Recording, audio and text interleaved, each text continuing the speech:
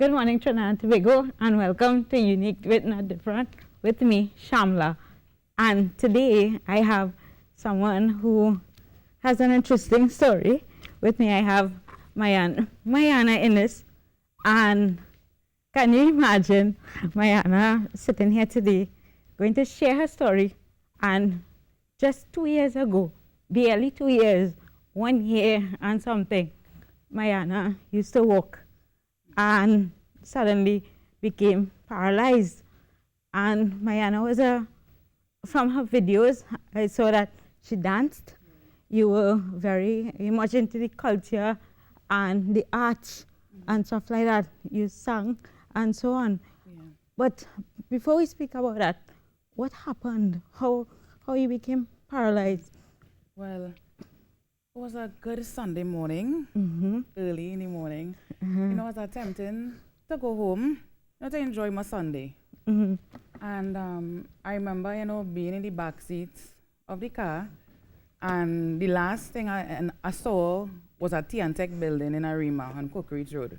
Right. And when I saw that building, after that, it was like a roller coaster. I was up in the air. I feel like the car was flipping in the air, and then it was a hard smash.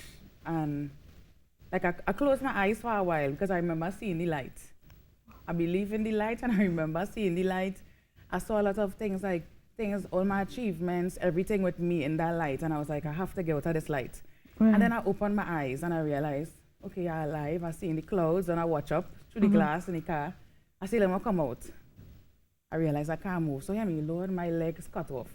I thought my legs gone. So if you see me looking now, then I realized my legs was there, but no movement. So from impact one time, paralyzed. I noticed you saying that, right? And usually people would talk about it in a somber sense, but you say it with a smile. Why? Well, I don't know, I reached a stage now where it's like, I'm just so happy to be alive because, I feel like I could do so much on the wheelchair here. Plus, I could achieve all my dreams, all my goals, plus more. So it's just like, I don't even think it's a sad story to say everybody alive. So is it that after becoming disabled that it motivated you to do more? Yeah, I think so, because now I want to prove to myself that, I could do more, and to others, because since the accident, a lot of people tend to feel sorry for me, like, man, I can't work again, the government had a mind, you can't do this, you can't do that, and I like, you're mad. How long after realizing this and being in the hospital, etc., you got up and said, I have to continue? Like days after the surgery, because I fractured my spine, days after the surgery, I was messaging my friends telling them, bring the assignment, because I was on my final year to do my degree. So I was like, bring the assignment, let me do it in hospital here, because my hand's still working, let me do it. But, so I realized days after I was still able, because even though I'm not walking, I could still use my brain, I could still use my hands, and I wanted to get things done. But as of lately, late last year, I really realized that I have to push harder and do more. Right, and you used to be in the arts, as I mentioned. Yeah. You used to dance. What type of dance? Yeah, well, I wasn't a professional dancer to say, not professional, but I enjoyed a lot of these best village type of dance, like African and like folk dance. And also, the carnival season is approaching here. This is my season. I love carnival. Okay. And one thing I used to do all the time, Carnival Sunday, was the nostalgia competition, Damlering, in Tong. And I really miss that. And, Damlering was something I really enjoyed. Yeah, this is her dancing. Oh, why choose that character?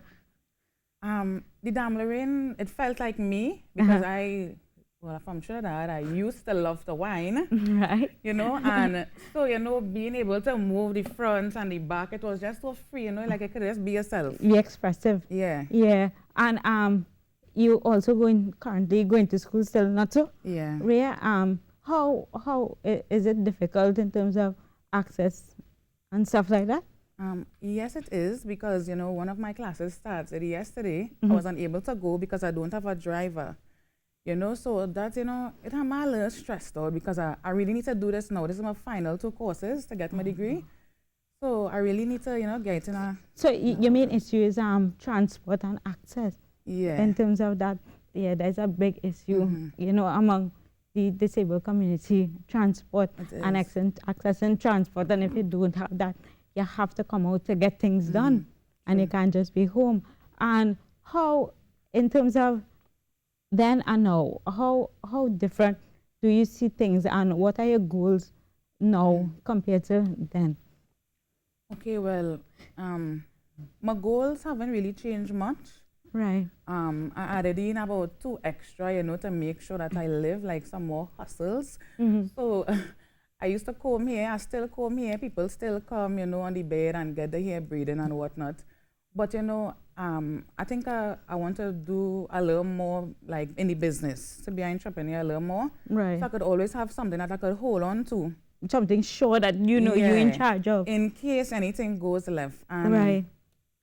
yeah, I think that's it. I want to get my degree because I believe that I started the degree. It was 3 years, and now from it to You be on the reach at fourth the year, end, yeah, that to be on a happens. 4th year is too much. Yeah. 4 years is too much. I need to Yeah, live. yeah. And what would you like to say to Trinidad and Tobago in terms of, people going through, something just minuscule happen, and people tend to, be discouraged and so on. And look, your whole life changed. You went from working, being independent, and now practically you have to depend on, different things. So what would you like to tell them, or what motivates you? I would like to tell everybody to trust the process because it have a lot of bodily able people out there, and they could be doing a little more with themselves, but probably they don't have the push, the motivation, So I think they need a little wake up to realize that it have people out there that have it worse, even worse than me or what. Yeah. And they're still doing something with themselves. Try to make yourself better. You know what I take motivation from? Normal people. I would watch them and be like, okay, if they could do that, I could do that. Yeah. If they have 10 children and could do that, who is me? So it's the simple things. And I want to say thank you so much for coming, for sharing your story. Yes. And you're a beautiful person, and keep inspired. And some days will be up, some days will be down, definitely. But keep pushing. Thank you right? so much for having me, My Shamla. pleasure. My pleasure. And with that being said, guys, I want to thank you so much for tuning in to Unique, Not Different with me, Shamla. Until next week, be good, do good. Bye, guys.